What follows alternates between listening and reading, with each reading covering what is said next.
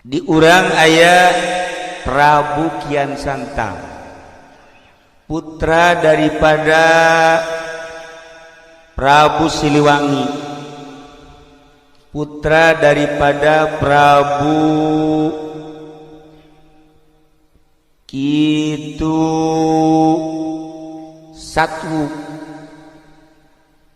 Kencana, putra daripada Pajajaran. Jadi ti kerajaan Pajajaran. Dek nanya kamu Haji Pendi, ai kerajaan Pajajaran letaknya di daerah mana? Bandung. Tuh kan? Tambah pasar Pajajaran. Ya Allah. Mantap ulah disangkanya na diajak ku Haji Agus, Haji sarua pinter atuh teu. Diajak mah jeung lain teu dibere nyaho. Isuk-isuk dibere nyaho lohor geus eueuh. Magrib dibere nyaho atuh jam 12 geus eueuh. Eta ilmu bisa kitu ilmu. Lah iyalah para jamaah kaum muslimin wal muslimat rahimakumullah.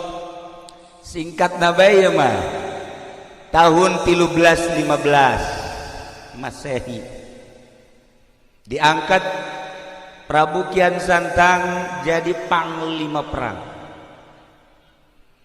Kulantaran nyana diangkat jadi panglima, nyana neangan musuh di Bogor sahanu jago, di Jawa Barat sahanu jago, di luar Jawa Barat sahanu jago. Bebejalah kabapana Prabu Siliwangi, abah kula diangkat jadi jelema sebagai panglima perang. Asana datang ke saat ieu can nyaho kagetih kula, hayang nyaho kagetih kula tunjukkeun bejakeun saha nu panggagahna khususna di Jawa Barat, umum nama di Indonesia atau di dunia. Eta bapana teu bisa ngajawab, teu bisa ngajawab. Cek bapana eueuh deui nu panggagahna nu mantak anjeun diangkat jadi panglima teh saat ieu mah anjeun nu panggagahna. Eueuh deui. Perang jeung saha bage moal anu mahi ka anjeun mah. Keur ngobrol kitu jol aya aki-aki. Cek aki-aki teh ulah kitu sebab dunia lain Indonesia doang. Kerajaan lain di Indonesia hungkul. Bisi hayang nyaho nu gagasan ieu panggagahna sadunya eta ayana di Mekah. Ngaranna saha? Ngaranna Sayyidina Ali. Barang geus gabejaan kitu les eueuh aki-aki. Nyana terus bae neangan jalan ke Mekah yang gapanggih jeung Sayyidina Ali. Padahal Sayyidina Ali teh kapan geus maot jauh. Ialah kehebatan Sayyidina Ali karramallahu wajhah. Di alam barzah nyana mah bisa muncul, nyana neangan jalan kumaha carana hayang ka Mekah dipapatkeun ilmuna. Eta mah sarua ilmu eta mah sebab nyana encan Islam jeung ilmu nu dicekel ku Haji Pendi. Nah eta babacaan ge boro-boro urang jing ge teu ngartieun. Eta hebat Haji Pendi. Nu mantep nyana kukula dianggap bisa bahasa eta, bahasa jin, nyana ge termasuk min jumlatihi.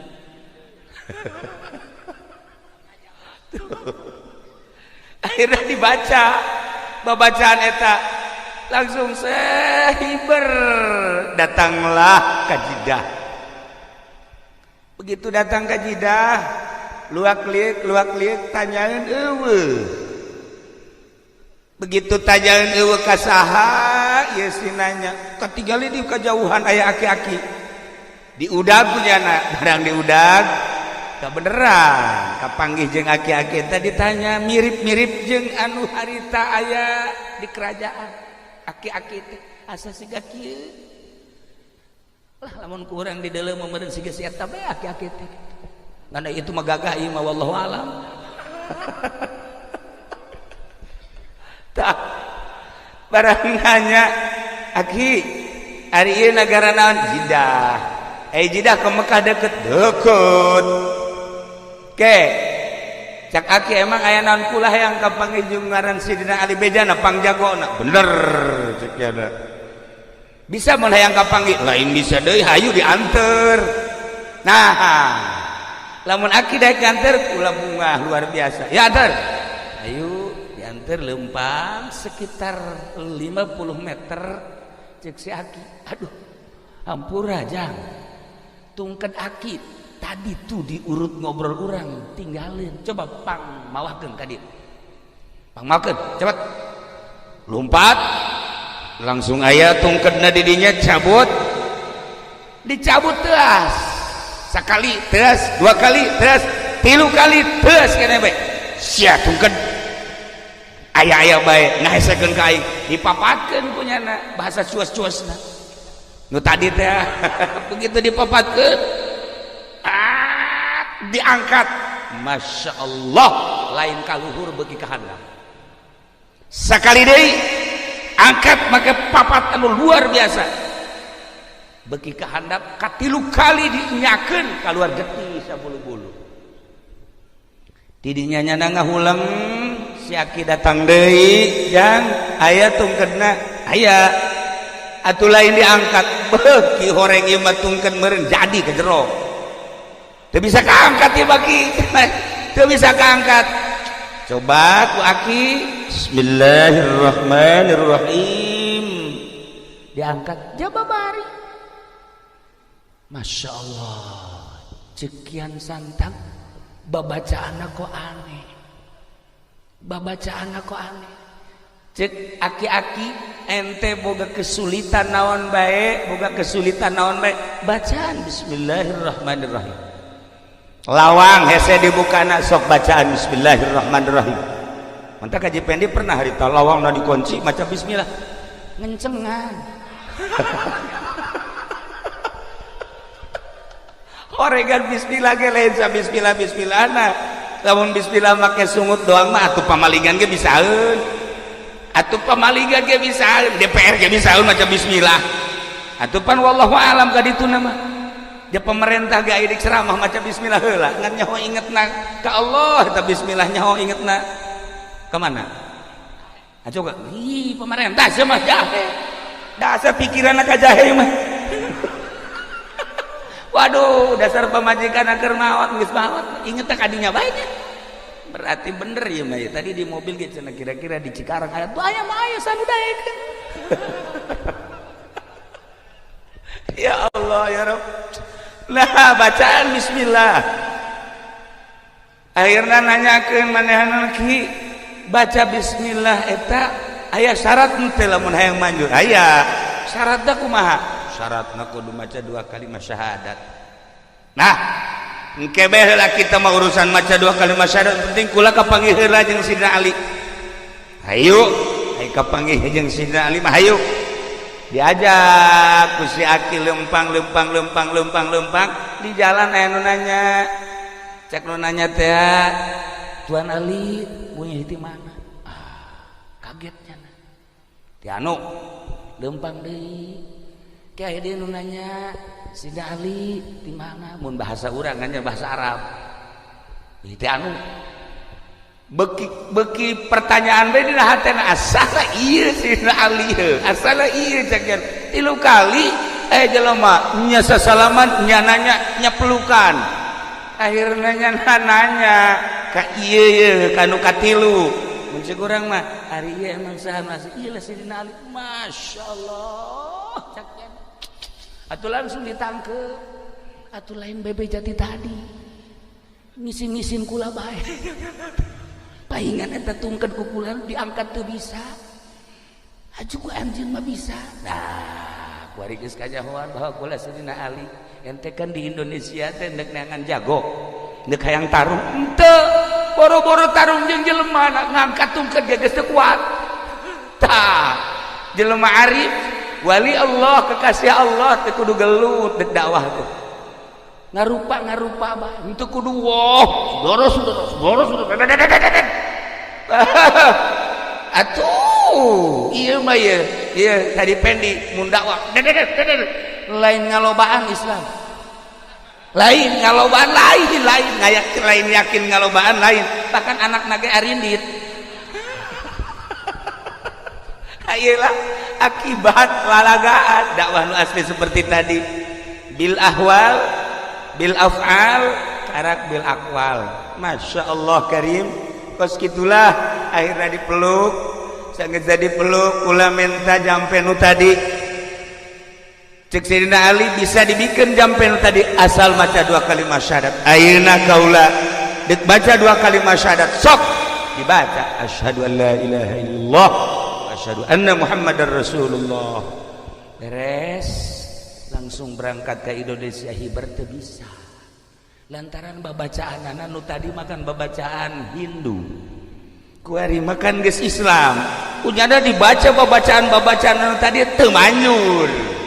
Akhirnya maca bismillahirrahmanirrahim, rada hampang tapi can bisa hibar, rada hampang. Coba Bang Haji bismillah, coba kikituan coba.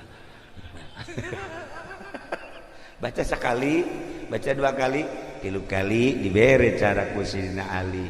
Hei, anjeun teh ayeuna geus Islam, deuk hiber ka Indonesia moal bisa make bahasa jeung wirid anu sok dipake ku anjeun. Bacalah bismillah jeung bacalah ieu ieu. Wali bejakeun anu ieu ieu nama. Bismillah na baca 9 kali ulah napas, tambahan baca ieu beureum. Sok berangkat. Dibaca sesuai jeung perintah Sayyidina Ali. Datanglah ke Bogor. Tidinya menghadap ke bapakna bebeja bahwa kaulah selama ieu teu aya nang tangan Sayyidina Ali nu gagah teh ternyata lain sembarangan, horeng gagah teh gagah zahiran wa batinan, kula geus asup Islam.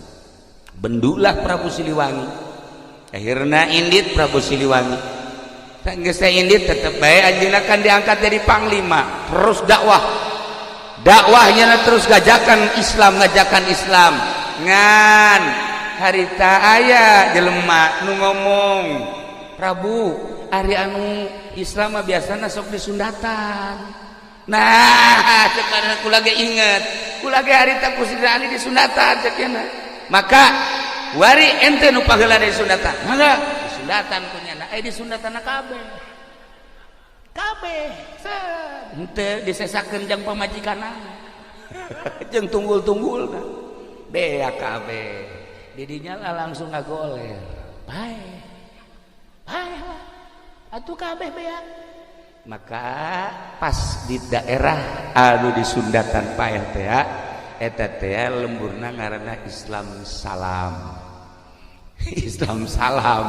nah atawa Islam Nunggal nu kabelah dieuna dibahasakeun ku urang Garut mah Salam Nunggal. Tadi nama Islam Nunggal kulantaran rada hese dilempekeun Salam Nunggal. Tidinya Sayyidina Ali ke Mekah deui hayang kapagih jeung Sayyidina Ali lantaran nu disundatan paeh bebeja nyana Kang Ali hampura kula di ditu nyundatan kok kula mah teu paeh. Ai itu mah paeh kumaha cara nyundatanna dibeakeun kabeh atuh deuleuh lah. Deuleuh lah nu maneh beakeun teu? Henteu atuh ulah kabeh. Maka dibere cara nyundatan ku Sayyidina Ali netalah seperti pengkong-pengkong nu baraheula. Akhirnya langsung berdaya ke Indonesia kujara di sundatan simpen. Nah iyalah sejarah nyundatan. Di samping eta Prabu Siliwangi kaditu deui guguru nyundatan oge guguru keislaman untuk keyakinan supaya mantap deui nyana di ditu diganti ngaranna nu tadi Prabu Kian Santang diganti ku Sayyidina Ali menjadi Sunan Rahmat. Baliklah ke Indonesia. Begitu balik ke Indonesia manehanana terus dakwah nyundatan terus manehanana bebeja ka bapana Prabu Siliwangi diajak Islam tetap tedae sekali 2 kali 3 kali. Ketika Sunan Rahmat keluar dakwah Prabu Siliwangi manehanana dengan bahasa manehanana meminta ka karuhuna supaya ieu kerajaan dirobah menjadi hutan. Maka seketika etalah embung-embungna asup Islam, Raja Pajajaran dirubah sakicep menjadi hutan. Konon anu kuari terkenal hutan tersebut adalah nu aya di Bogor, ngaranna naon teh Haji Medi? Nu di Bogor teh nu sok kaditu ka dari itu jalurna. Leuweung teh leuweung naon leuweung? Naon lain ya na tuh sebut. Naon? Naon? Wah ya. Nu di Bogor nu sok rame. Masyaallah teh si uga nyaho jasanya. Naon? Aya nyaho di bejaan. Etalah para jamaah kaum muslimin wal muslimat rahimakumullah. Akhirnya balik Sunan Rahmat ka kerajaan berubah, saenggeus berubah menjadi hutan. Nyana mohon ka Gusti Allah supaya bapakna muncul, barang muncul berubah menjadi maung. Nah iyalah nyana dumadeheus ka Gusti Allah, ya Allah ya Rabb, ieu teh maung lain sa maung-maung, ieu teh abah kula. Coba supaya bisakeun ngomong. Gusti Allah maung dibisakeun ngomong. Akhirna walaupun wujudna wujud maung diajakan ku Kian Santang nu geus berubah menjadi Sunan Rahmat supaya maca 2 kalimat syahadat. Tidinya nyana tetep godeg diudag ditepak ku Sunan Rahmat, lompat begitu lompat terus diudag, lompatlah ke Garut, ke Guha Sancang. Maka cicinglah didinya lantaran aya alamat, cek alamatna ulah diudagkeun antep anjeun bapak-bapak di mana-mana. Anjeun hayang kapanggih jeung bapak, coba anjeun datang jeung keturunan anjeun datanglah ke Sancang. Maka kuari masih sangar keneh mun hayang kapanggih jeung mau datang ke Garut, ke Guha Sancang atau leuweung Sancang. Ngan ai hese-hese teuing mah atuh jasi eta ge rupana kadang mau ieu. Kadang-kadang mau nya ge sarua bae. Nah, ieu mah mau tutul beureun nya. Itulah para jamaah kaum muslimin wal muslimat rahimakumullah. Akhirna baliklah Sunan Rahmat ka Pajajaran nu geus berubah menjadi leuweung, nyana nyokot taneuhna. Saenggeus nyokot taneuh dikuatkeun ke peti sekitar segede kieu petina ye, dibawa ku nyana hasil istikharah manehanana. Ieu peti nu geus aya taneuhan bakal jadi ciri di mana peti ieu godeg teh oyag-oyagan robah, berarti kula cicing didinya tafakur sampai maut. Dibawalah ke Gunung Tasikmalaya, ditenden didinya selama 1 minggu terobah tegodeg. Dibawa deui ke Gunung Cirebon, Gunung Ciremai, dibawa ditenden deui di hareup, nyana bertafakur ka Gusti Allah saminggu cicing bae terobah tegodeg. Dibawalah ke Gunung Suci Garut, ditenden kakarek sapeting doang, ieu geus godeg. Nah berarti kaula kudu cicing di dieu, dirobah godeg teh menjadi godog. Itulah para jamaah kaum muslimin wal muslimat rahimakumullah. Terus banehanana tafakur, terus banehanana mujahadah di gunung eta, lain berarti can jadi wali Allah untuk terus naikkeun makomnya, naikkeun pangkatnya, jeung embung balik deui ka Pajajaran. Kerajaan-kerajaan diserahkeun kabeh ka ahli waris anu sejenna, manehanana mah hirup menyendiri, tafakur eueuh nu nyaho, mujahadah, riyadhah terus di gunung suci datang ka maut. Gitulah para jamaah muslimin wal muslimat, cerita asal usul tentang nyundatan. Berkeliaranlah akhirnya guru-guru anu bisa nyundatan asli dari Sunan Rahmat, terus ke Karawang, terus ke Cikarang, terus ke Tangerang, terus ke Serang, terus ke mana-mana. Baheula mah di Sundatan sekaligus aya babacaan khusus di Sunan Rahmat ti dituna ti Sayyidina Ali karramallahu wajhah.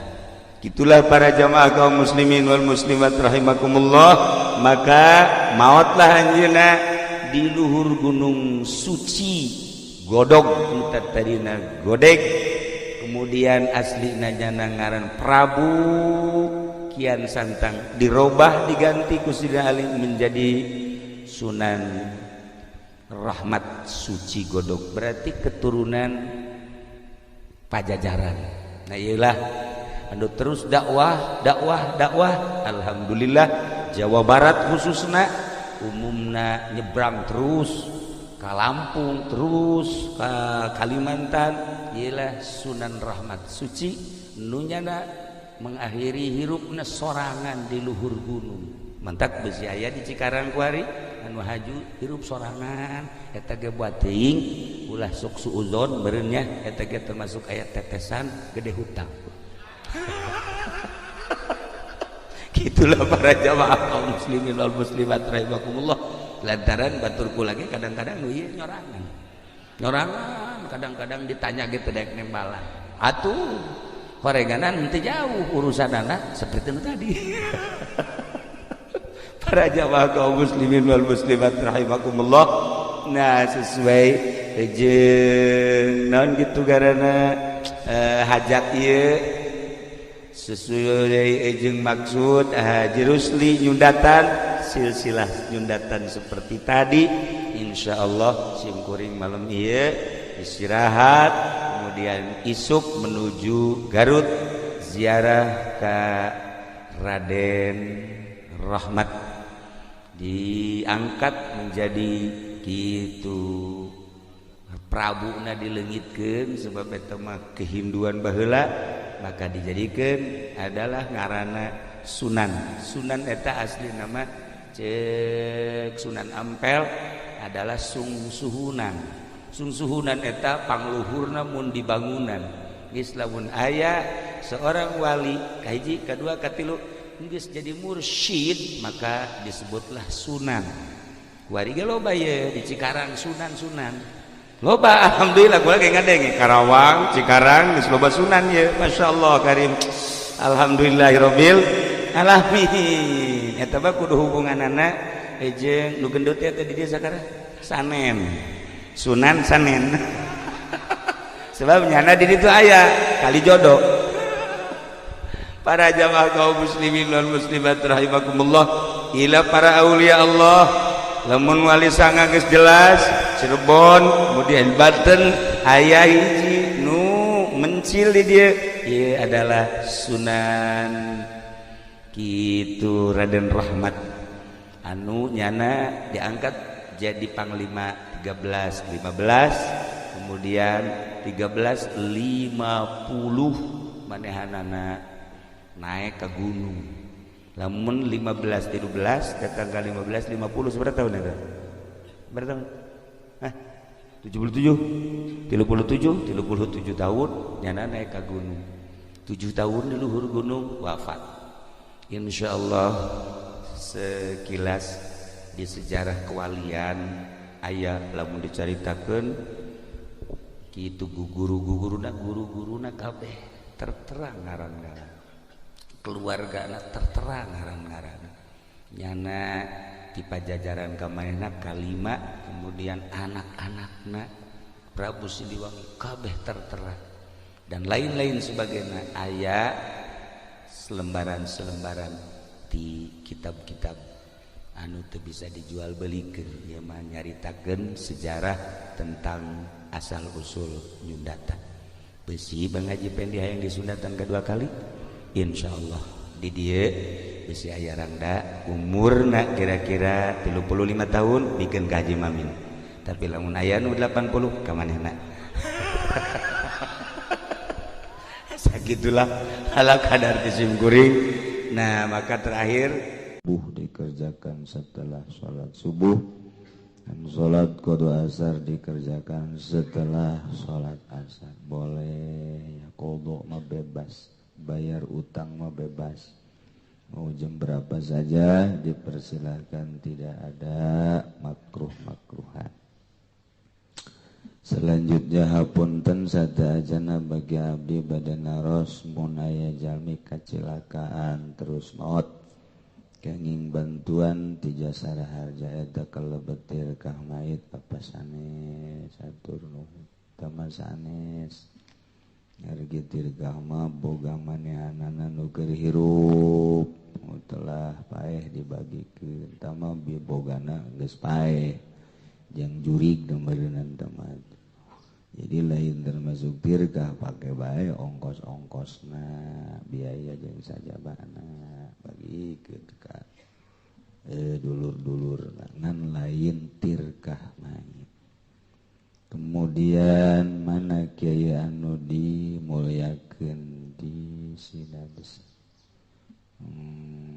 naon ieu teh Fatihah na nulisna bagus amat tuh teh. Ibu abdi nuju tadamang nyaeta Ibu Halimah Tasik mudah-mudahan. Kemudian anu kukul naon ieu melalui surat ini saya kula endek nanyakeun masalah umat wakaf aya tanah wakaf di tengah-tengah tanah milik orang lain. Terus tanah milik orang lainnya digusur di keduk kabeh sayeudeurna tanah wakaf tah eta tanah wakaf meunang tah teu lamun dijual dek dipindahkeun dibelikeun deui ka tanah nu sejen lantaran lamun teu dipindahkeun liwatna hese kaluhur atuh karna sayeudeurna tanah wakaf eta dikeduk kabeh meunang teh mah darurat. Namun geus kos kitu ngaranna darurat tubihul mahzurat atuh pek bae dek dijual mangan ku nazirna saha pengurusna silahkeun ju beulikeun deui. Para jamaah kaum muslimin wal muslimat rahimakumullah. Alhamdulillahirabbil alamin dina minggu ieu urang minggu terakhir di bulan Safar. Entak ngamimitian urang dina bulan Safar sakumaha biasa panatur pikeun kepentingan haul. Kaleresan haulna urang dina kaping 15 nanggalkeunana adalah minggu. Di minggu Senin Salasa Arbo Kamis Jumat Sabtu Minggu tanggal 15 Rabiul Tsani. Maretna adalah tanggal 20. Nah, jadi urang mulai dina minggu ieu ngamimitian donatur pikeun urang keneh jang urang babarengan taqarrub ruruba ka Allah melalui para wali-wali Allah Subhanahu wa ta'ala supaya maju agama urang kenalkeun diri urang ka para nabi leuwih-leuwih ka Kangjeng Nabi urang Kangjeng Nabi Muhammad sallallahu alaihi wasallam. Besi salahna nabi di akhir zaman mah loba nabi-nabi kajajaden kadengena teu bagus lamun nabi lahir di Kalideres asana ngadengena getek. Aya nabi urang Lampung, aya nabi urang Garut, aya nabi urang Pangodokan. Jore jasa tama komo boro-boro nabi nu lain nabi ge jore lahir di dinya Pangodokan. Tapi atuh geus kitu bae ti baheulana tuh ya. Jadi wawuhkeun diri urang ka nabi besi aya nabi-nabi kajajaden. Mentak unggal kitab ngomentar wajib urang mere penerangan ka anak urang hiji nabi urang ngaranna Kangjeng Nabi Muhammad sallallahu alaihi wasallam lahirna di Mekah, diutusna di Mekah, ngalih ka Madinah, pupus di Madinah. Tah kos kitu supaya anak urang apaleun bolak-balik. Mantakder ku ahli sunnah mah dikembangkeun jadi tiap bulan Maulid ngayakeun acara Maulidan jang supaya ngajelaskeun kisah-kisah ti mimiti lahir Kangjeng dugikeun ka pupus. Urang manunggeus karolot alhamdulillahirabbil alamin ti mimiti muludan baheula cukup ku asraqol ku marhaba datang ka dikembangkeun ku ceramah-ceramah bahkan nu lain ahli ceramah ge seperti artis aktor milu ilu biung di dunia ceramah ku cinta-cintana ka Kangjeng Nabi nyahoteun ku resep da dibere amplop tah macam-macam pokona mah tah geus ngahiji. Kemudian atuh kenalkeun diri urang ka para wali-wali Allah Subhanahu wa ta'ala. Abeh maju agama sabada Kangjeng teh aya penerusna ialah para khulafaur rasyidin. Belah dieuna diteruskeun ku para wali-wali Allah moal kuat agama mun dicekel lain ku wali. Lantaran gulak gilek bae nyekelan agama lamun lain ku wali memoal gulak gilek lantaran eueuh nu dilirik iwal ti hiji we kaagungan agama Allah Subhanahu kaluhuran jeung kategeran agama ngajak wauh ka Gusti Allah hiji be eta be telurak lirik ka sisi ka gigir aya nu nawaran jabatan embung aing mah ka Allah we aya nu nawaran harta embung hayu we urang ka Allah we aya nu nawaran berbagai macam embung aing mah ka Allah bae sakalina anslug ge di dunia organisasi jeung di perpolitikan nyana mangan sakadar dek ngagungkeun agama Allah ngaluhurkeun agama Allah aya kesempatan mah di negara di organisasi aya kesempatan jang li i'la'i kalimatillah daek mun lain embung bae jadi teu golak-gilek aya di mana bae lurus jang ngaluhurkeun agama Allah Subhanahu wa ta'ala mun lain wali golak-gilek akarak ditawaran jadi tim ngagilek adu tawar Avanza apa Innova geus lain agama deui tawaran di organisasi posisi sakitu bagusnya lain ngaluhurkeun agama pake rerebut itu keneh di pemerintahan pake sukat sikut tujang tajong geus lain jang ngaluhurkeun agama mantak morosot agama ajur agama mun dicekel lain ku wali Allah mah nu mantak tegerna agama dicekel ku para wali-wali Allah Subhanahu wa ta'ala. Alhamdulillah di Indonesia bae aya Sunan Ampel, aya Sunan Kalijaga, terus Syekh Syarif Hidayatullah, di Banten aya Syekh Maulana Hasan Nudi. Berkembanglah agama ku wali dituruskeun ku ari ku penerus-penerusna nu jadi wali-wali Allah Subhanahu wa ta'ala. Entak Amerika beterseupeun ayana bangsa Maulidan, ayana bangsa marhaba, ayana bangsa haol-haolan ki Amerika mengkecap lantarannya nama teu didenge nambai ulama ke Amerika ditambailah ulama supaya ngahancurkeun eta diliberalkeun, dikapitaliskeun, disekulerkeun, ulah nyekelan agama nu asli. Baralik ti Amerika, mulailah nyana dakwah ngabid'ah-bid'ahkeun maulidan, ngabid'ahkeun haul. Kurang puas keneh, tambai ke Amerika, dibuatlah JIL, jaringan Islam liberal.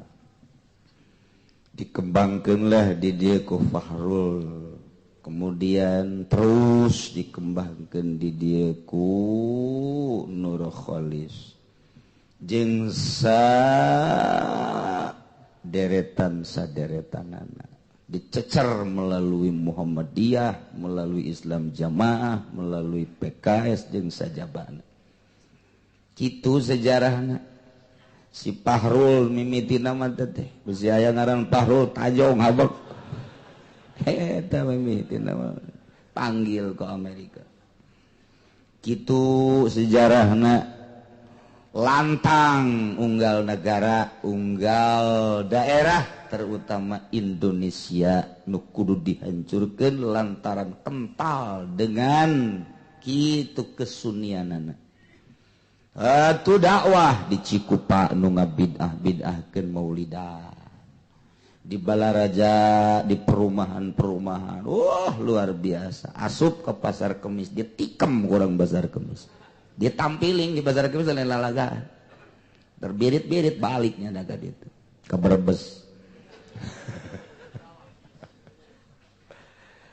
Alhamdulillah sakitunya na pohara jasa ngaantikeun maulidan jeung ngaantikeun haul, makin berjamur meureun karomah wali hararudang boro-boro anu harirup nu paeh ge di Tanjung Priuk acak-acakan karomah lamun geus hudang sing aja. Emang kumaha gitu, aya bantuan Allah Subhanahu wa ta'ala. Di zaman urang mah kuari urang geus mengenal, insyaallah lah moal robah, mudah-mudahan urang diberi kuat teger iman urang ka Allah jeung ka Kangjeng Nabi Muhammad sallallahu alaihi wasallam, jeung percaya ka karomahna para wali-wali Allah. Sebab urang aya nu ngadidik di luhurna nu ararasik keneh. Maot urang kabehan pasti bakal mararaot. Cel anak urang incu urang nu eueuh ngadidik wali Allah, solihin geus pararae. Kamari ge haja solihin di ditu pae hiji seueuh nu ngadidik teh.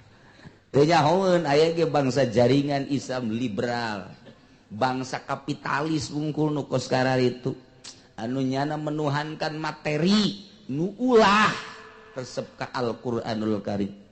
Timbul engke ti anyak incu urang dimimiti ku ari di SD na geus diliberalkeun, geus dikapitaliskeun budayana, tumbuh engke SMP na SMA na, sementara wali Allah geus arareueuh nu ngadidik. Pikumahaeun ka hareupna. Matak wauhkeun anak urang jeung incu urang ka wali supaya nyahoeun bahwa di dunia teh horeng aya wali. Ulah diwauhkeun ka bangsa profil-profil tolol, profil-profil Yahudi, profil-profil Nasrani, profil-profil nu bangsa bararejag nu kos kararitu mah ditolol-tololkeun, ditayangkeun di televisi, bimimiti Batman-na, Superman-na, datang ka Power Ranger-na dan lain sebagainya. Wow, budak leutik teh geus ngarobrolna nu kos kitu bae lantaran pertama dididikna ku Yahudi, langsung ka jero hatena tet ararasuk. Wow, ngomongna ge budak leutik, waduh, lamun aya Super Ranger mah, wah Power Ranger nu karona teh kararitu teh. Kolot geus teu nyaraon, budak sia ngomong naon? Teu nyaraon, horeng geus perubahan. Geus perubahan dididik ku Superman bisa hiber. Dididik baheula mah atuh eueuh nu kos karitu da kuari teh teu nyahoeun. Ayana sosok ulama nu bener nu mana? Profil ulama anu lurus nu mana, profil wali teh nu kos kumaha tah kajeun teuing kunyana dibid'ah-bid'ahkeun ge ka kula geus datang sabaraha urang nu ngabid'ah-bid'ahkeun carekan ku aing sia imah aing ieu mabur sia ka ditu naon ieu kaharepna pikumahan sementara ieu Nasrani jeung Yahudi terus-terusan mantak ka urang gade dek datang Hisam du diwali-wali ti Libanon ka Amerika sok ditayangkeun di televisi mancanagara dunia nyana profil seorang torikoh kelas internasional asli urang Libanon cicing di Amerika eta mah buatan Amerika untuk mengaburkan wali-wali nu asli jeung torikoh nu asli ulah katipu sing hade mendak mun teu boga jalur-jalurna bakal katipu tanyakeun silsilahna ti mana trek salah lain janggotna kajenting datang ka taneuh lain nyana bisa hiber tetep bae lain sihir kitu bae boga jalur tersendiri tetesan langsung ti Kangjeng Nabi moal kaliru nu asli mah tak kajenting urang Libanon kajenting urang Turki kajenting urang Amerika lamun asli kanyahoan lain asli kajenting udeng-udengna segede godag nyaho godag sia manya obrol-gori godag lain bae tetep bae dirangkul kemudian pelukan jeung SBY pelukan 1000 kali pelukan nu nyahoeun ulama Indonesia lain bae Jawa Timur Jawa Tengah nyahon lain torikoh asli sehingga ada besi berkembang di Tangerang kula didatangan kadi supaya datang mesilahkeun tapi ngembangkeun kos gitu awas degieun pengajian di pendopo kula supaya hadir berdampingan jeung manehanana dengan Pak Bupati dan Pak Wali Kota embung aing embung apa alasannya embung bae geus pokona teu nyahoeun setelah diteliti trek kaburnya di Libanon diusir ku urang Libanon mendak mun teu nyaho bahaya nu kos kitu mah tuh aya nu zikir di mana ieu Cirebon mana silsilahna ieu hasilna kumaha ieu lamun zikir bisa wauh jeung jin lain kitu toreko mah lain ditawauh jeung jin lain aya deui tek ieu mana ieu mah teh anu nyanding ke Tuan Syekh Abdul Qadir ai mah nya Tuan Syekh Abdul Qadir nyanding kitu mah ngaranna kos itu begenderuah tuh macem-macem zikir di orang sing hade besi katipu lain eta zikir mah hiji titik dek makrifat ka Gusti Allah anti dunia anti makhluk anti materi anti nafsu hiji hayang wauh jeung Allah subhanahu mantak patennya nama teu bisa diganggu gugat ti Kangjeng Nabi ka Sayyidina Ali atau ka Abu Bakar Siddiq dua jalur tek teu bisa diganggu gugat aya lain kanyahoan kitulah keistimewaan kitu agama Allah anu dititip-titip ku Kangjeng Nabi lantaran ke di akhir bahaya loba nu ngadompleng tetep bae sadajan loba nu ngadompleng loba nu ngadompleng tetep bae emas mah tetep emas barlen mah tetep barlen bae mantak dibuktamarkeun di zaman kitu Gus Dur muktamar thariqah maksud muktamar thariqah teh endek lain deuk nanaon endek mengantisipasi thariqah anu ghair mu'tabarah besi aya thariqah ghair mu'tabarah anu tidak diakui dari jalur-jalur thariqah dibuatlah muktamar thariqah sampai ayeuna aya muktamar thariqah di Indonesia nu kuari diketuai dikepalai ku Habib Lutfi Pekalongan cuman atuh sekedar ketua baik bagus jangan mengecek muktabaroh jeung ghair muktabaroh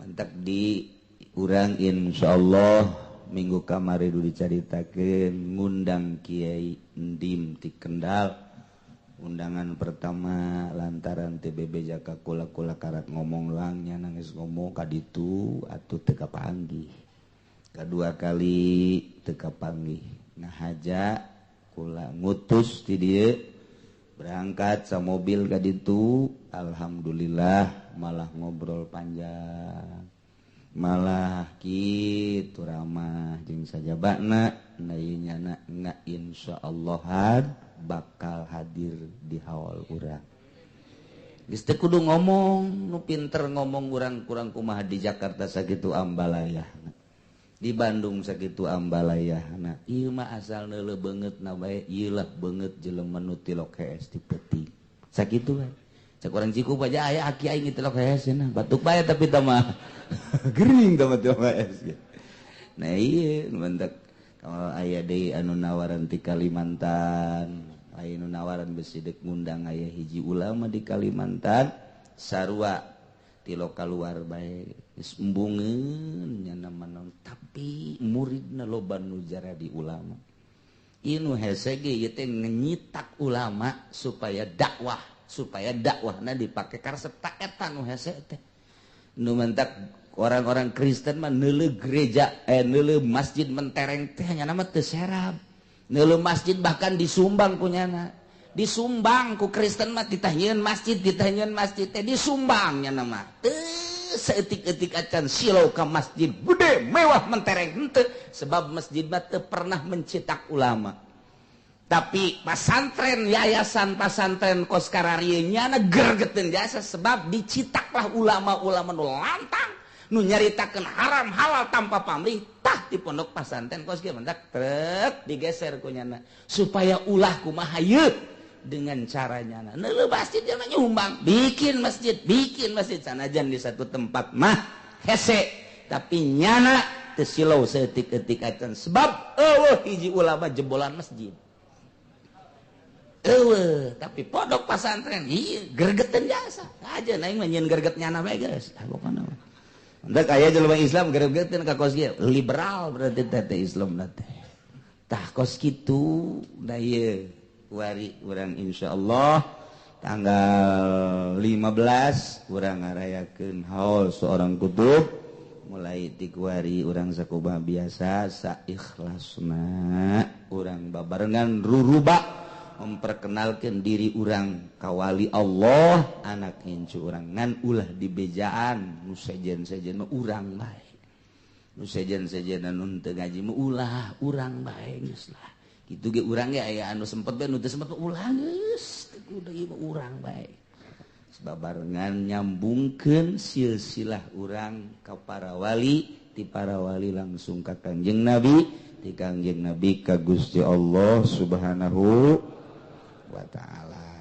Jadi kasimpulanna mah sakadarnya obe dugi kadenget ieu insyaallah tinggal kumaha kersaning Gusti ka dituna apakah waktu nanyana atuh ku Allah diizinan sehat ya jeung sajabana tinggal urang ngadoa mudah-mudahan urang dipanjangkeun umur ku Gusti Allah dugi ka haul oge terus dugikeun ka tambah-tambah ibadah urang oge mudah-mudahan anjeunna dibere lalugina ku Gusti Allah aya izin ti Gusti Allah dikersakeun ku Gusti Allah hadir di haul urang teu hebat ngomongna asal diuk bae doa cukup komo bari jeung nyana nyarita mah sadaek nanyana moal kaluar ti caritaan ibadah ieu nu kos kararitu moal nyana mah paling nyaritakeun zikir nyaritakeun ma'rifat nu kos kararitu wae sebab dunia nu aya di hatena eta sebab jelema mah nyarita teh sakumaha nu aya di hatena minal kalama la fil fuadi omongan mah nu aya di jero hate eta kahiji nomor kaduana tanggal hiji maulidna jatuh pada hari Jumat berarti ayeuna minggu Senin Salasa Rebo eta rebona dina akhir bulan Safar ngaranna Rebo Wakasa faidatun fi bayanil arbi'il akhir min syahri Safar zakara ba'dul arifin min ahlil kasfi wa tamkin ba'dul arifin ti ahli kasyaf nyarita anjeunna bahwa annahu yanzilu fi kulli sanatin 300 baliyatin wa 20 alfan minal baliyat tiap tahun jang satauneun eta adalah 320.000 balai diturunkeun 320 balai yakni penyakit diturunkeun ku Gusti Allah sakaligus wa kullu zalika fil yaumil arbi'il akhir min syahri Safar. Malam Rabu etalah tadi turunkeun ku Gusti Allah sakaligus tek jang sataun. Engke anu jang bulan anu pada waktuna diturun ieu mah heulanan diturunkeun diteunden di langit kahiji eta 320 balai. Jang satauneun cengcelengan. Jadi atuh fayakunu zalikal yaum as'aba ayyamis sanah poe eta teh perbo eta tah watu pang berat-berat da pang bahayana poe dina sataun poe rebo eta tah rebo kasar rebo akhir dina bulan Safar pilingan kitu antisipasina taqarrub para ba'dul arifin ka Gusti Allah jaeta dengan kasafda dibere aya faman shalla fi dzalikal yaum arba'a raka'atin sajalaman nu salat dina poe eta 4 rakaat yaqra'u fi kulli raka'atin minha ba'dal fatihah surata idza a'tayna kal kautsar 17 marrah dan selanjutnya ngan urang mah teu kudu. Jadi urang mah teu kudu salat, urang mah geus teu kudu. Atuh emang kayang nah. Diulangkeun mah pas jasa atuh. Aduh. Ieu mah khusus di ba'dul arifin ka ba'dul arifin sebab moal bisa cara nah geus jalain jang umum jang khusus bae. Yang umum teu kudu malah mun aya anu salat di masjid ulah milu urang mah ngan ngageunggeurekeun ge ulah.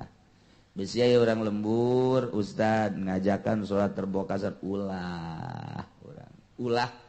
Ulah milu ngan ngageunggeurekeun ulah antepkeun nyana-nyana urang-urang ngageunggeurekeun ulah milu ge ulah binah hukumna jang umum kecuali jang khusus aya cara-cara tersendiri doa nama teu nanan keur geus fotokopi doa na teh Allahumma ya syadidal qawi ya syadidal mihal ya azizu zalat li izzatika jami'u khalqika ifini min jami'u khalqika ya muhassinu ya mujammilu ya mufassilu ya mun'imu ya mukrim ya man la ilaha illa anta bi rahmatika ya arhamar rahimin Allahumma bisairil hazani wa akhihi wa jaddihi wa abi wa ummi ikmini syarra hadzal yawma yanzilu fihi ya kafi fasayakfikahumullah wa wasami'ul alim wa hasbunallahu wa ni'mal wakil wa la haula wa la quwata illa billahil aliyyil azim. Doa na eta ajunyin salalim ba'da subuhna yin salalim azimah nahmun azimah nama silahkeun ka para kiai ustad nu bisa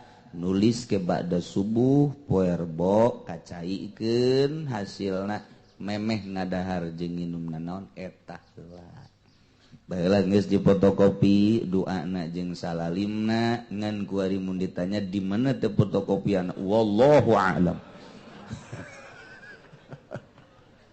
geus teu nyararaho deui boro-boro anu ngaji denge dan kilang ditulis ge neundeuna di mana meureun sakitu ge ditulis kok mau ngaji denge doang mah teu geus salsup asal asup ti katuh kaluar ti kenca asup ti katuh kaluar ti kenca oh masalah sakitu pokokna mah ngaji ngorot-ngorot dosa gitu bae geus kok mau geus kolot mah boro-boro nu geus kolot nu ngorakeun ge para rohwan bae komo haju loba nonton TV mah kamari pas surat Malaysia jeung Indonesia sabarang beureun ilmu nu nganceng ngaranceng ilmu sakali jeung surat ngaranceng geus teu karasa insyaallah nah ieu jadi rebo isuk rebo wakasan ba'da subuhna eta engke nulis salalim salamun ala Ilyasin salamun ala Musa wa Harun salamun terus kolam reber salalim ngaran aya azimahna nu geus baheula teh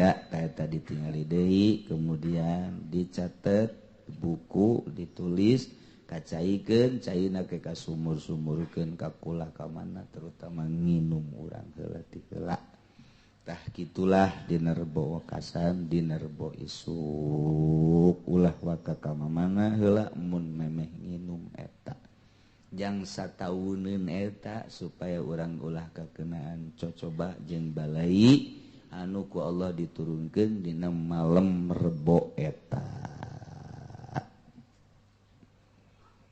Urang nuluykeun pangaosan urang walau kharajat bi ghaibati li ziyaratin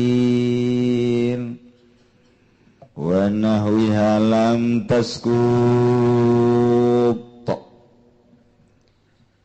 Sarwiti boga salaki ngaran Zaid kuari ke Zaidna usaha ka Jakarta.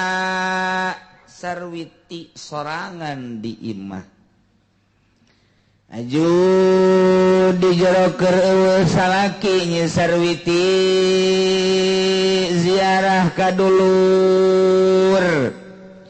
Sarwiti ziarah ka indung bapa Sarwiti ziarah ka tatangga nu kudu didatangan aya kepentingan nu kudu didatangan ta eta model ngalayan nu gering aya nu maot takziahan ta eta nya Sarwiti kaluar ti imah waktu salakina keur eueuh ngan kaluarna aya motif anu dimenangkeun ku agama yakni ngaziarahan dulurna atawa ngadatangan indung bapana atawa nyana ngalayan nu muriang tatanggana atawa nu mau tatanggana tetep bae napakana teu gugur wajib bae ki Zaid mere napaka.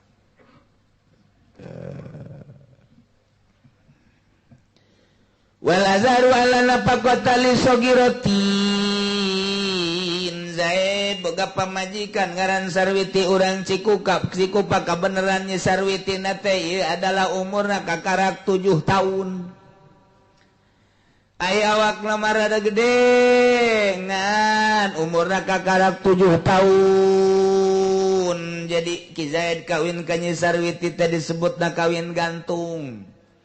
Aya hubungan meureun antara Bapak Ki Zaid jeung Bapak Sarwiti teh kulantaran aya hubungan nu erat cak Bapak Nyi Sarwiti geus be urang kawinkeun anak urang ka anak anjeun. Abe pertalian urang lanjut yuk. Cak Bapak Ki Zaid pan anak anjeun mah ieu mah atuh leutik ge kajeun urang kawin gantung be. Oke geus dikawinkeun ai Ki Zaid nama umurna 35 tahun. Ari Sarwiti da umurna kakarak 7 tahun. Waduh. Bohara ya. Kulantaran leutik atuh can bisa dialep suka Nyi Sarwiti teh. Tak ieu begitu dikawinkeun. Oh masalah atuh budak ieu diais ku Ki Zaid teh atuh biasa bae malah dipandian di roskam. Sakumaha kuda. Bandian di jero kamar biasa bae. Mandian budak atuh ngaranna ge. Jalan ketek teh nyamun salakina tuh budak karena gitu. Geus eueuh masalah tak kos kitu. Ngancan kuateun aya di sarean mah. Ulah coba-coba kakara 7 tahun di sarean. Asana bahaya ieu mah. Komo Ki Zaid umur 35 tahun mah. Aju pernah di Arab deui beneran. Tah ieu ulah coba-coba encan kuateun. Anak can kuateun berarti kuari Ki Zaid gabogaan pamajikan budak can ditamkin, can dijima. Nu jadi masalah, ieu wajib napakah apa henteu? Zaid boga pamajikan Sarwiti, budak kene ai Ki Zaid nama dewasa bahkan leuwih ti dewasa ngan can ditamkin, can dialep suka. Ta ieu keputusanana nurutkeun ceuk Kaul Azhar, ala nafaqata li sogiratin, teu wajib napakah lantaran pamajikanana budak kene.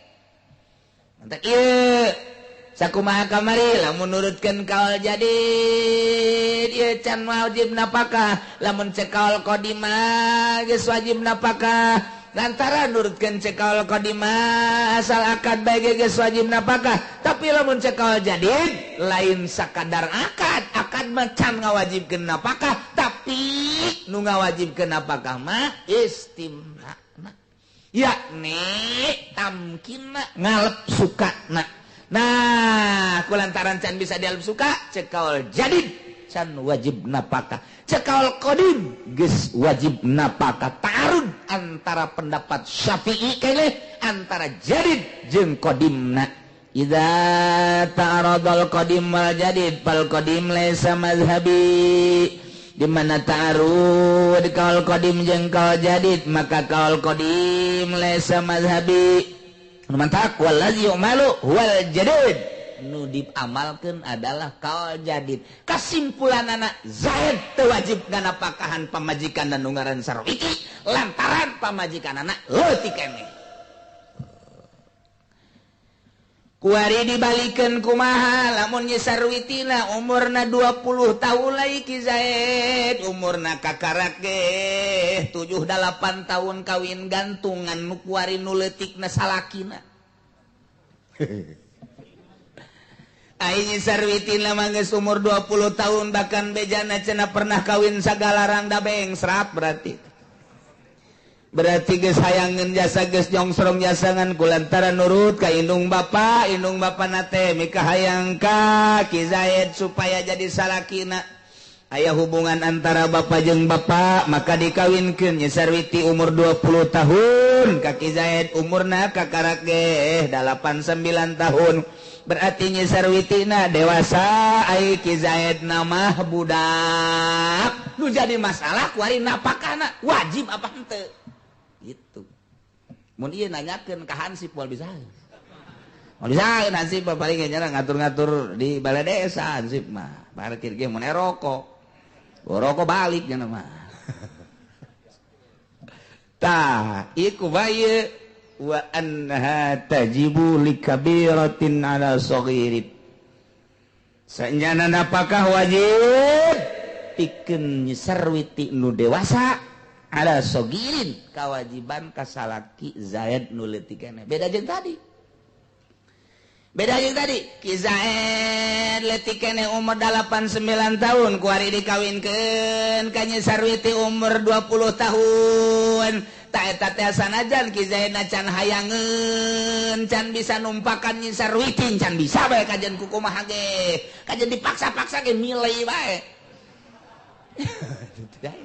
Sarwiti teh kumaha cenah ya geus teh nu jelas can bisaeun ta eta tetep wajib napakah lantaran naon sebab geus jerahkeun diri pan nya Sarwiti na ka Ki Zaid malah geus bubuka bae asal tas maghrib bubuka asal tas maghrib bubuka atuh eta mah henteu teh Ki Zaid na tah mah okos anu peluh bae Sarwiti boga salaki ngaran Zaid kemudian menang 5 tahun kebeneran tabrakan terganggu sarafna anu kazakarna peluh tah eta teh pan ai nya Sarwitina mah atuh hayu bae ngajakan malah siap jasa deuk sampai 5 kali gelos Ki Sarwiti ngan Ki Zaid peluh tah eta teh wajib bae napakah sanajan teu jima lantaran panyakitna lain di Sarwiti embungna teh atau panyakitna aya di Ki Zaid peluh ongkoh wajib napakah ongkoh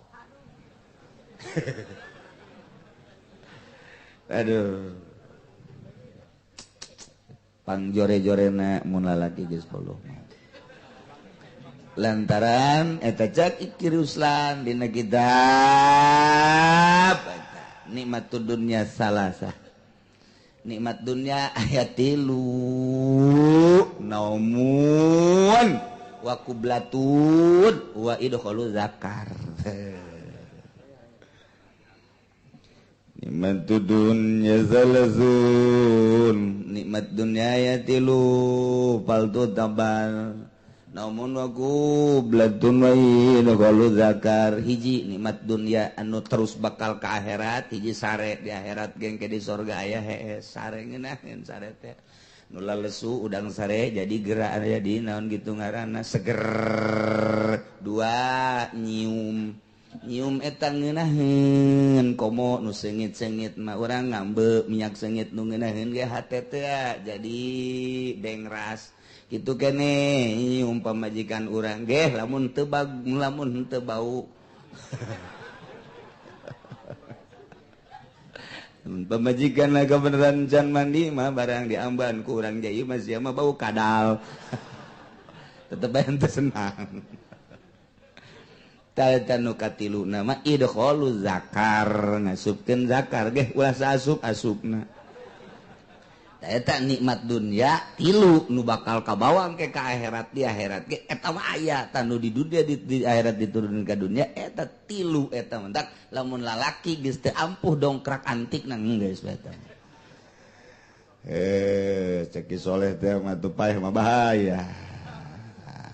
Paeh listrik paeh, mobil paeh dorong. Ini bahaya lamun eta nu paeh. Masya Allah. Jadi berarti dua masalah. Nomor kahiji lamun Ki Zaid dikawinkeun ka hiji awewe ngaran Sarwiti, Ki Zaidna dewasa ngan aya awewena budak, can siapkeun ditamkin, can masrahkeun diri jak encan boga kahayang, teu wajib napakah tamah lantaran can tamkin. Encan tamkinna aya di Nyi Sarwiti tamah panyakitna. Hartina panyegahna kuari dibalikeun Ki Zaidna budak kawin ka Nyi Sarwiti dewasa, ta eta mah Nyi Sarwiti nama geus siapeun jasa ka eta ngan Ki Zaidna anu barana budak keneh, maka wajib napakah tamah. Kumaha lamun aya awewe munggah haji tanpa aya izin ti salaki, Ki Sarwiti teh yang munggah haji keukeuh jasa ka Ki Zaid teh ngomong deui. Ai Ki Zaid nama embungeun wakaan ka Mekah, bahkan ngalarang ka Nyi Sarwiti ulah wakang ke bae. Engke kakak nu mantak ieu embung ka Mekah kunaon aing masih naik kapal na masih ragag. Heuh, jabatur ge ieu geus loba nu ka Mekah teh aja saralamet. Embung we pokona mah aing mah kajen ku kumaha ge ke mun aya kapal laut deui aing mah endeuh. Boh atuh tah mah iraha, milu bae jeung kapal dagang. Mul pakane mah ulah bae geus. Ki Nyi Sarwiti teh diulah ka Mekah teh tadi ulah ku Ki Zaid. Tapi tetep bae Nyi Sarwiti teh maksa bae. Wa ihramuha bihajin aw umratin bila idzin nusuzun. Eta Nyi Sarwiti ihram haji, ihram umroh tanpa aya izin ti Ki Zaid sebagai salakina nusuz teu wajib napakah. Ieu keur carita di Mekah, ya ikhrajuha bihaji urang Mekah, kuari hayang ka Mekah, hayang ihram gitu urang Mekah keneh, di imahna di Mekah. Kuari Nyi Sarwiti bebeja deuk ihram haji teu diizinan ku salakina. Ta eta teh begitu kaluar ti imah nusuz, begitu kaluar ti imah nusuz. Ai di urang mah di Indonesia Nyi Sarwiti hayang ka Mekah munggah haji teu diizinan ku salakina, ta eta teh doraka meleg-meleg. Bisa bae awe mah izin salaki mah. Deuk umroh, deuk haji bila iznin nusuzun ilam yamlik tahlilaha, mun teu ngamilik kana ngahalalkeun pamajikanana, yakni nyana ngalaksanakeun hajina, umrohna, ihram nu wajib, kecuali mun dimilik tahlilna. Hartina dimilik tahlilna teh bisa dibatalkeun. Sarwiti geus ihramna ihram sunah, kemudian ku Ki Zaid diulah mun keluar bae nusuz kulantaran ieu mah deuk sakadar itu sunah doang, maka diulahkeun. Meunang tadi diulahkeun teh bisa ditalikeun, dibatalkeun. Salila can kaluar atuh teu nusuz, geus kaluar mah nusuz bae. Gedekeun saeutik pisan.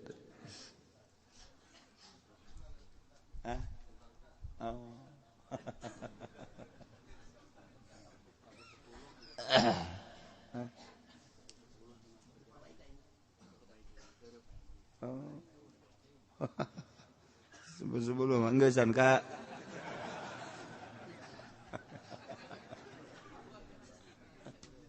Allah karim.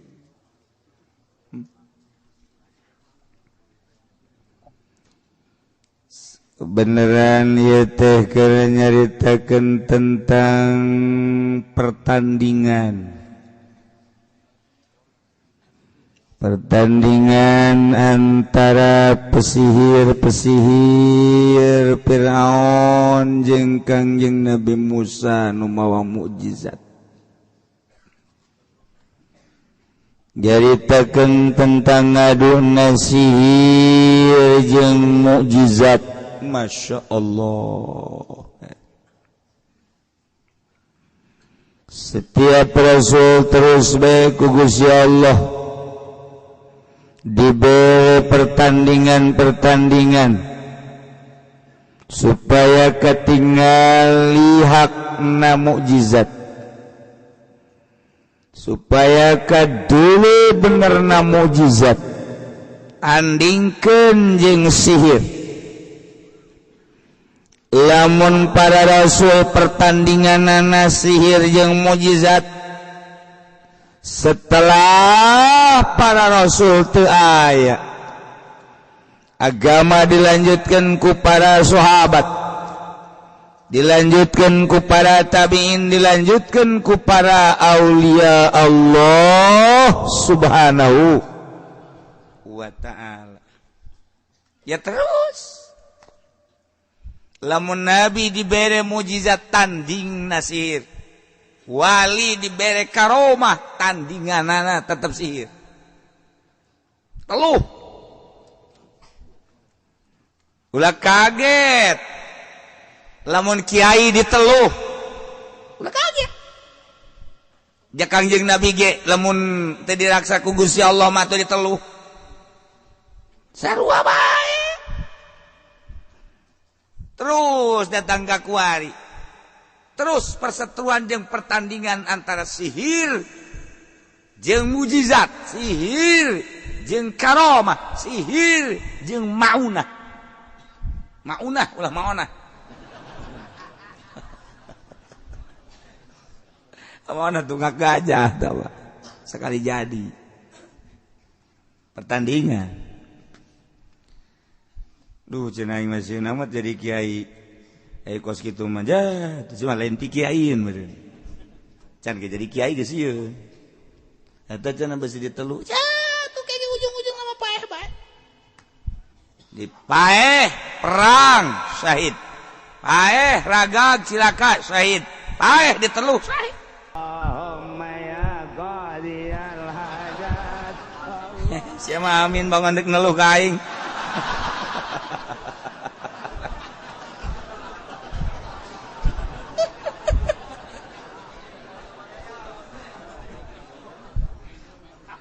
Iya, tidak sekarang itu, masya Allah, kayak udah kaget.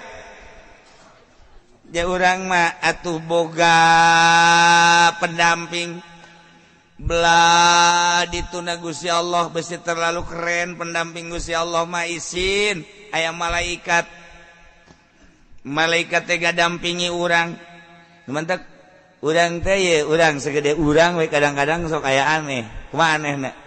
Anehnya kadang-kadang orang si pentingan najong. Itu teh maksudnya mah itu teh tidak hudak. Malaikat teh, namun lain malaikat jin meureun salah jalan. Jin ge, hampura cek kana aing salah jalan.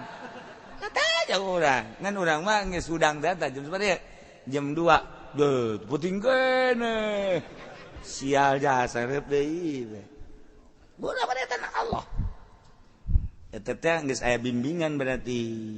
Urang lamun sering maca sholawat, eueuh deui wiridan mah sholawat. Kakula sok anu maksa mantau wiridan-wiridan nu jetu sholawat. Datang keluar, mah dibere sholawat di bae cek deui. Ai sia kumaha? Sholawat teh ka Kangjeng Nabi, Kangjeng Nabi teh afdalul makhluqat, sambungkeun diri sia ka Kangjeng Nabi ku sholawat. Hayang naon ujianana? Sia masuk hararese jasa. Beda sholawat teh ngomong jeung babaturanna. Ieu sholawat di.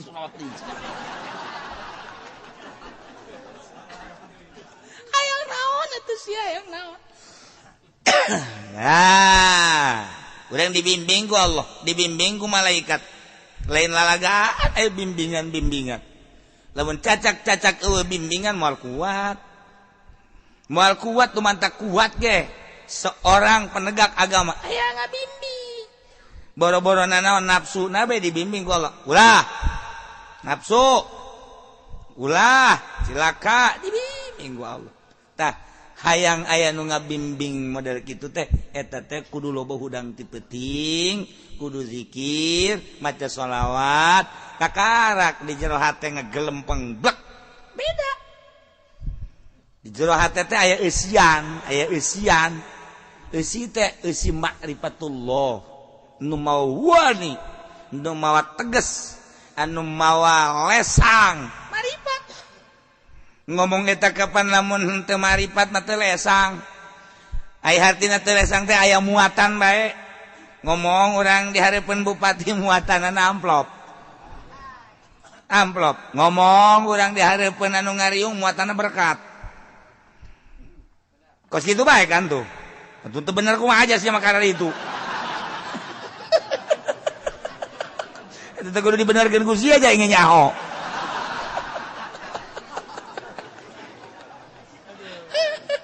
Sok ayo.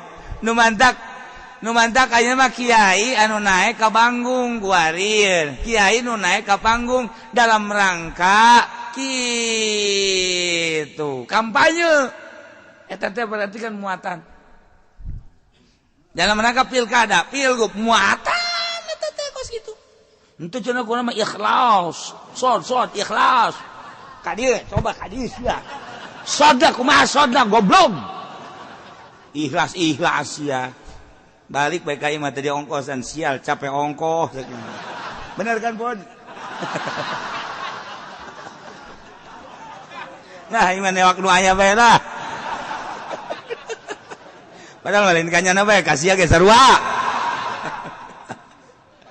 Ieu keur carita ieu mah muatan teh mawa teu teges. Geus engke kadengeun ge lain deui. Saya teh si mana? Si anu, ngadiran sa kiai, naon tuh kampanye, nyatakeun naon tuh? Kiai kos kitu ieu tah. Mulai heuy, eta teh kiai pinter tah teh. Pinter tinggal pinter. Mengundang itu ngajakan ke partai. Beres sama kiai. Ji sia ngadengekeun ongko teu beres ongko. Nya na meungeunah dibere duit aing. Tuh. Mantak babagi po datuh. Ya gara-gara sampai ke letikos ya. Aduh. Masya Allah. Katara. Aya muatan urang ngadengekeun ya ulah kebel dengekeun ku urang sok kiai. Inu hajat, muludan, rajaban. Antara aya muatan jeung eueuh kula sok rinci kula mah daripada ceramah ngaji jeung ngadengekeun lillahi taala daekan ngadengekeun. Resep kula ngadengekeun teh resep. Batur mah cenah teu resep kana kula teu. Kula mah malah lamun ngomong teh geus embung ku ari. Embung lah ieu mah beusi ku Allah dicarekan salah naon kitu boga pikiran teh tah. Ai ngadengekeun mah teu salah-salahnya anak. Geus atuh aing resep atuh terus atuh bamalerkeun kan gitu aing ngadengekeun mah. Ngarokok teh naon teh lah. Sok ngadengekeun gula teu kebal haju bae muatan katara. Kudu bisa ngaji bilagah mah komo tek geus katara. Katara kajian ku kumaha ge. Geus eueuh nu teu katara saeutik ge. Urang ngaji bilagah teh aya makom, likuli makom makol, likuli medan rijal. Aya muktado nganyahoan. Kurang kamari aya Habib Salim Jindan NKRI marka naon marka bingung kan urang orang harga mati atuh urang matinya apa pajar marka atuh marka mah jalan cek urang teh kunaon eta lain haolan nyaritakeun eta berarti muatan NU kan NKRI mah berarti nyana keur nyaritakeun NU kabawa ka Habib Lutfina ka NU-an nyaritakeun Nusantara kan Nusantara mah NU nyaritakeun tentang Muhammadiyah eta teh Sayyidina kan eta mah perseteruan antara NU jeung Muhammadiyah kabawa kanyawan ku ahli ngaji mah kaluar tina jalur deuk saha mantak resep ngadengekeun teh resep marga aturan mah marga lamun marga mah di Bandung marga hayu. Henteu salah, nu salah ngan kaluar tina muktado cek tukang ngaji bilaga. Ya paranti-paranti, nah teu ieu mantak ngaji elun-elun kieu ye sesuai jeung makom sapekerna rusak. Dilun. Situasi makom. Ayo naik naon ieu? Tok geura kiai mana bae naik ke panggung kanyawan. nyawan ieu muatanna NU muatanna partai muatanna kitu pilkada pilgub atuh bakal kanyawan. Nah tina muatan-muatan eta niatna engke ku urang dideuleu naon niatna Allah Maha Uninga takula geus dibere embung muatan-muatan gitu teh ngaji we ngina-ngina sana ngaji mah bolon sia goblok sia cek kiai aing dibolon-bolon balik sia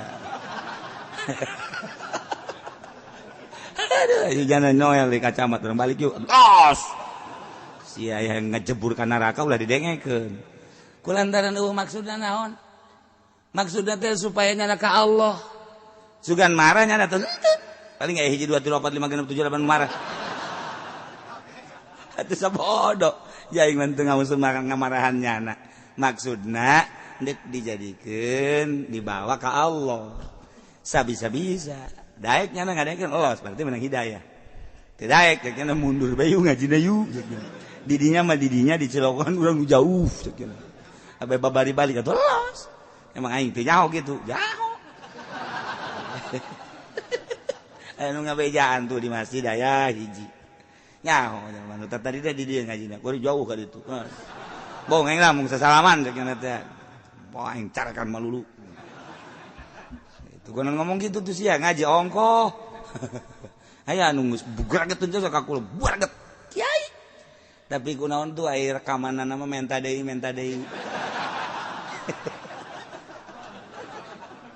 emang gua teh nyawa tuh nyaho jadi mah direkam ge embung di baheula ge ulah ngan sararia bae juga rekam aja tak kiai nu tegeurseupkeun ka kula teh rekaman nama boga gunyana terus bae didengekeun eta kan malu-malu kucing ngaranna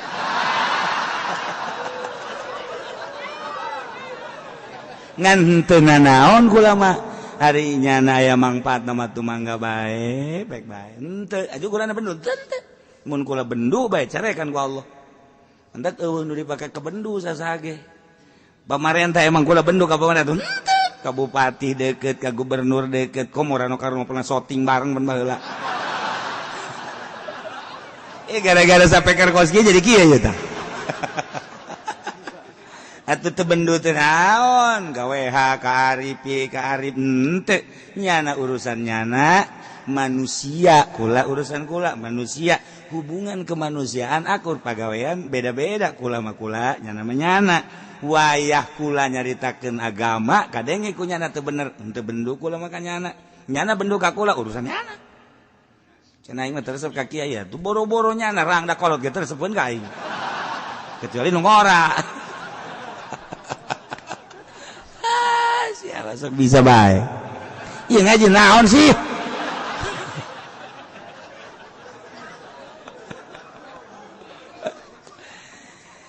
kulantaran ieu dongeng Kangjeng Nabi Musa di luar loba nu ngadarengekeun hayang kelanjutanana urang mah di jero bisa ngadenge di luar makan teu karunya sedengkeun ieu kan rame sebab pesetruan ngadu sihir jeung mukjizat hendeuk diperagakeun ieu teh antara sihir jeung mukjizat kulantaran situasina urang mah bisa bae dipaksakeun di jero di api nu di luar mapan karunya nah ieu mah urang sakieu bae wallahu a'lam.